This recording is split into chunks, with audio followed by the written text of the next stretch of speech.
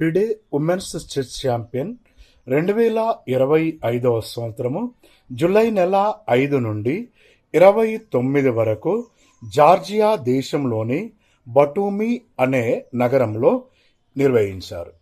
ఇందులో 107 మంది క్రీడాకారులు పాల్గొన్నారు. ఫైనల్ జూలై నెల 29 రోజున నిర్వహించారు.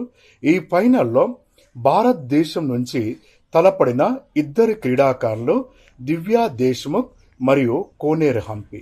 ఇప్పటి వరకు ప్రపంచ మహిళా చెస్ ఛాంపియన్షిప్ ఫైనల్ మ్యాచ్లో భారతదేశం నుంచి ఫైనల్ చేరుకున్న మొదటి వ్యక్తులుగా దివ్యా దేశ్ముఖ్, కోనేరు హంపి రికార్డు సృష్టించారు.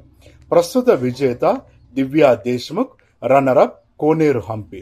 మూడవ స్థానంలో చైనా దేశానికి చెందిన టాన్ జోంగి.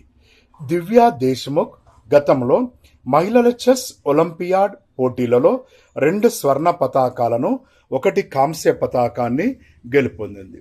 పురుషుల ప్రపంచ క్లాసికల్ చెస్ ఛాంపియన్షిప్ పోటీలో విజేత అయిన భారతీయుడు గుకేష్ దొమ్మరాజు 18 సంవత్సరాల వయసులో టైటిల్ సాధించగా, ప్రస్తుత మహిళా ఛాంపియన్ అయిన దివ్యా దేశ్ముఖ్ వయస్సు 19 సంవత్సరాలు.